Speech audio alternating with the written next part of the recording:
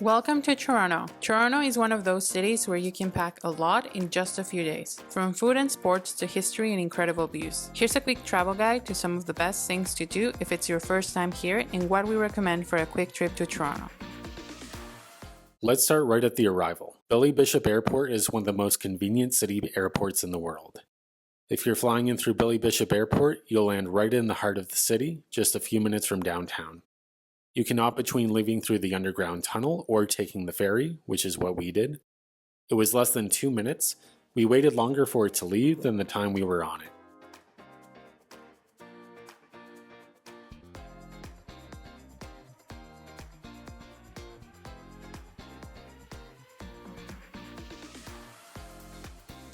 It was still pretty cool to arrive to the city like this. Once you leave the airport, on the left side of it, you'll find the shuttle bus stop. We waited around 10 minutes and it was just like your regular transit bus. We didn't have any large luggage with us, but it does have space to place your bags. The Billy Bishop shuttle takes you directly into downtown. The stop is on the side street of the Fairmont Royal York, which was very convenient since that's where we stayed. The Fairmont Royal York Hotel is located right across from Union Station. This elegant hotel opened in 1929 and was once the tallest building in the British Empire. Even if you're not staying here, the lobby alone is worth a peek. It feels like stepping back in time. We found a great deal during the spring, and it turns out the Fairmont hotels have these seasonal discounts. Just make sure you monitor their website for promotions, and usually it's available for bookings well in advance. We got there early, but when checking in, they mentioned they would text us as soon as a room became available. And they were able to secure our bags for us to start exploring around. Hockey isn't just a sport in Canada, it's practically a religion. The first organized hockey game is thought to have been held in 1875. Since then, hockey has become a Canadian passion. Whether you are an avid fan of the game or this may be your first interaction with it, you will want to visit the Hockey Hall of Fame.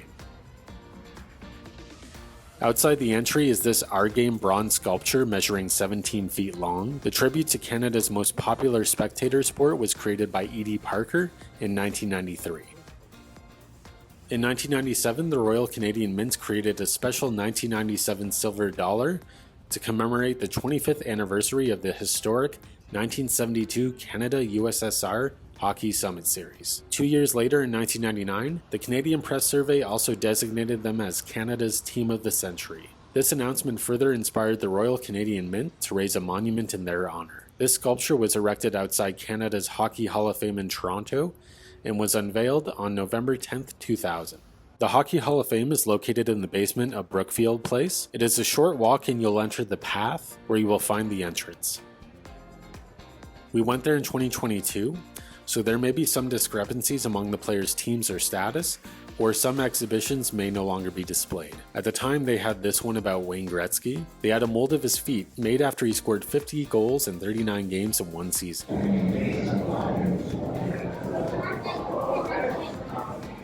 Sportsman's Canada Express, Fairmont, Mexico.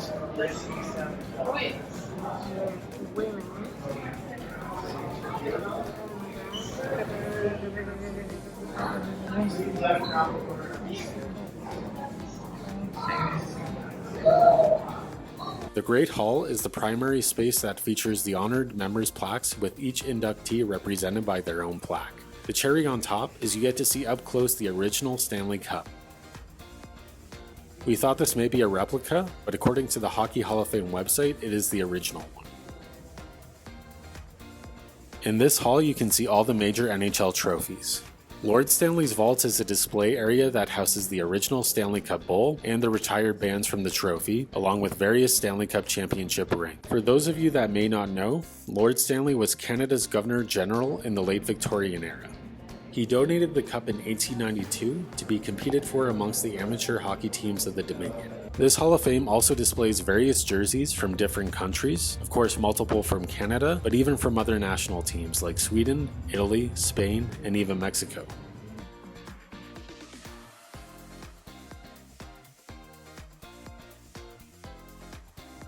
There are also different toys and memorabilia displayed, like Nintendo video games and board games. You can have access to interactive exhibits as well and even try your hand at shooting a puck. I tried it, and it only took me 5 times to score against an AI goalie. On the short walk from the Hockey Hall of Fame to St. Lawrence Market, you'll pass Berczy Park, one of Toronto's most playful public spaces. The fountain here is a favorite among locals and visitors. It features dozens of bronze dogs, all looking up at one lucky bone on top. It's a fun little stop for photos before grabbing a bite at St. Lawrence Market.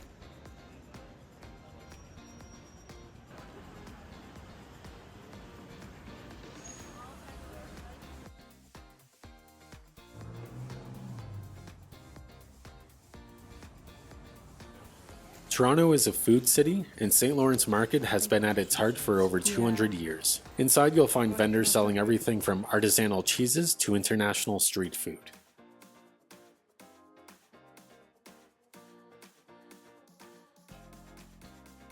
We decided to grab a lobster roll at Buster's Seaco for $23 and a veal sandwich from Uno Mustachio. There are 2 floors of market. Just keep this in mind as we were getting a little confused as to why we couldn't find Uno Mustachio at first. Turns out we just needed to go down a floor. Once we had our food, we went back outside to find a place to sit and enjoy our lunch. There are plenty of tables and benches, although they fill up quickly. Don't be afraid of sharing the spots with strangers.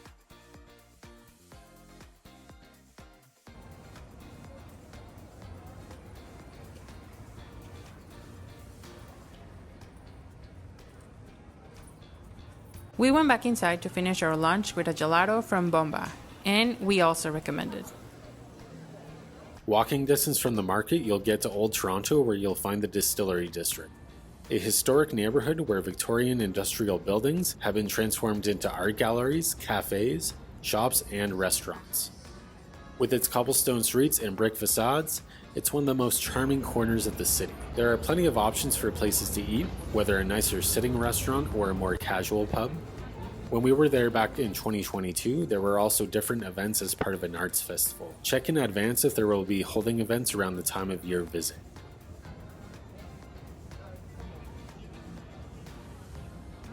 Of course, you can't come to Toronto and skip the CN Tower.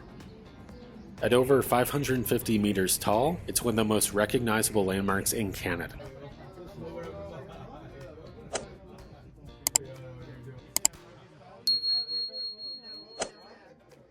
Most people grab a ticket for the observation deck, which gives you sweeping views of the city and Lake Ontario. But here's a tip. Instead of just buying a regular ticket, book a meal at the 360 restaurant.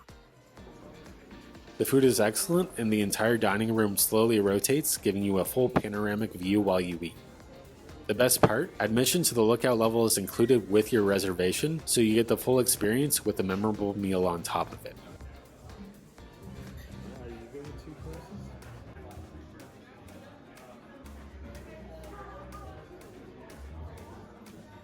We were there to celebrate our anniversary, and if you let them know in advance, it may result in these nice dessert touches.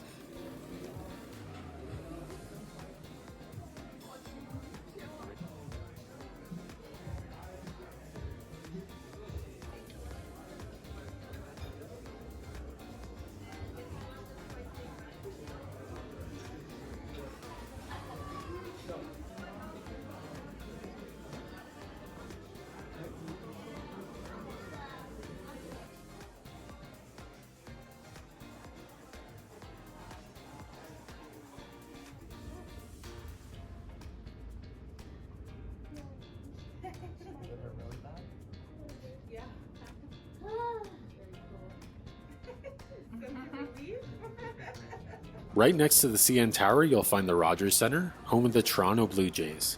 It was the first stadium in the world with a fully retractable roof, which means games go on rain or shine. Catching a baseball game here isn't just about the sport, it's about the atmosphere.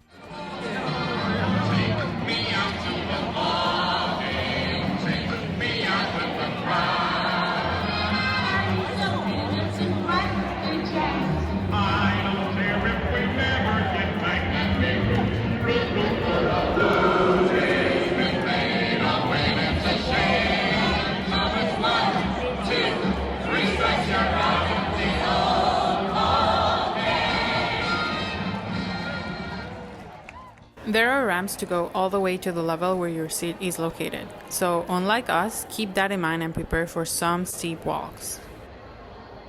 From the energy of the fans to the views of the CN Tower view in the background, it's one of the most unique stadium experiences in North America. Even if you are not a huge baseball fan, it's a great way to spend an afternoon or evening.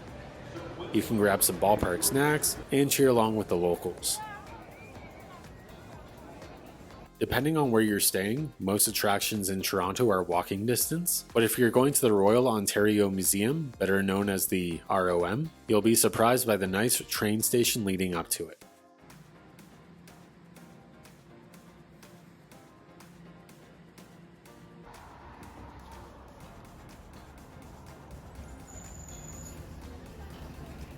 The museum itself is hard to miss. The striking glass and metal crystal that juts out from the historic stone building makes it one of Toronto's most iconic architectural landmarks. Inside, the ROM is one of the largest museums in North America with over 13 million artifacts. You'll find everything from towering dinosaur skeletons and Egyptian mummies to indigenous art, Chinese temple sculptures, and natural history exhibits. It's the kind of place where you could easily spend an entire day, but even a couple hours will give you a taste of its variety. For reference, we spent 3 hours and a half exploring the multiple levels and rooms at the ROM. It's a perfect stop for families, history lovers, or anyone who wants to get a sense of the world's cultures and natural wonders, all without leaving Toronto.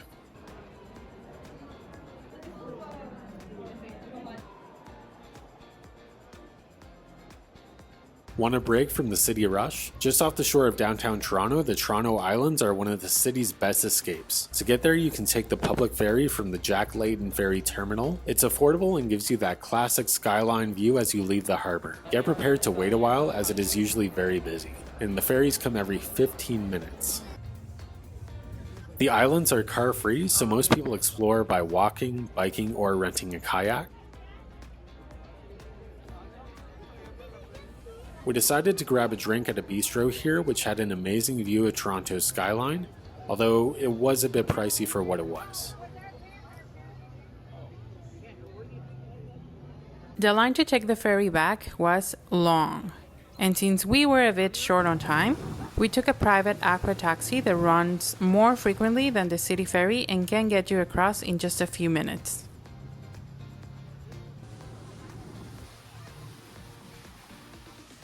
And if you've got an extra day, one of the best day trips from Toronto is Niagara Falls. It's about an hour and a half away. We decided to take the FlixBus, which was super convenient. The pickup spot was downtown and they were on time.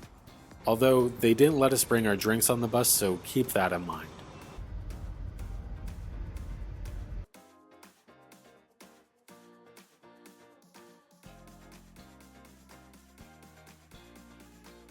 FlixBus dropped us off near the casino and hotels area, and we ended up walking around half an hour from there to the Falls View and Main Street.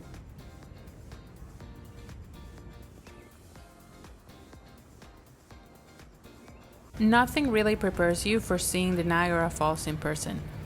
The sheer power and sound of the water is incredible, and you can easily spend hours just walking along the viewing platforms.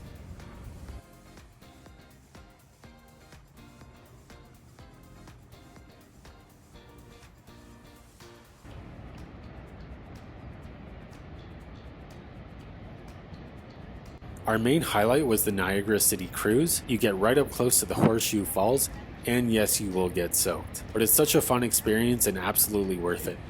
Getting to the boat was very organized.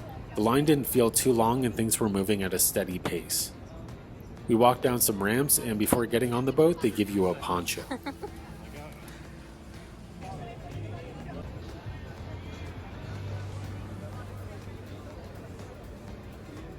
You can technically take the ride inside the boat at the lower level, but 99% of people want to be at the top. The views are amazing, and as you get closer, you really feel the power of the water. The mist surrounds you, the roar gets louder, and it's honestly hard not to laugh because you get absolutely drenched, even with the poncho they give you. It's all part of the fun.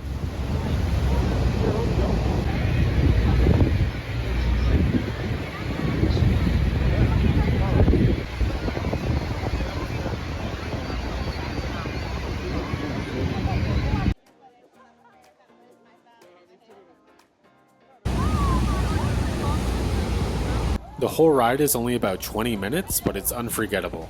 You see the falls from an angle you can't get anywhere else, and it really gives you a sense of just how massive and powerful they are. The boats run all day and take you right into the heart of the action.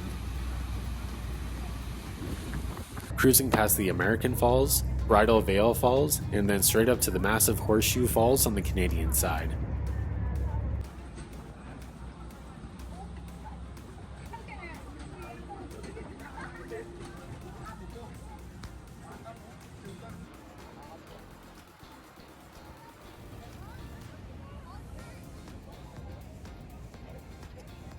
We had also planned to do the journey behind the falls, where you go through tunnels to see the water from behind. Unfortunately, there was a technical issue that day, so we couldn't go in. Just a heads up, it's always good to check ahead in case something like that happens. And while Niagara is definitely touristy, that's part of the charm. We stopped by the Coca-Cola and Hershey stores. Definitely tourist grabs, but still fun to see, and a nice break if you've got a sweet tooth. We had a vanilla ice cream float and wandered around the multiple souvenir stands both brands sell. Whether you're here for just a few hours or a whole day, Niagara Falls is an unforgettable experience and well worth adding to your Toronto trip. So that's a quick guide to some of the top things to do in and around Toronto. Whether you're here for a weekend or a little longer, this city has a mix of history, culture, and nature that makes it worth exploring.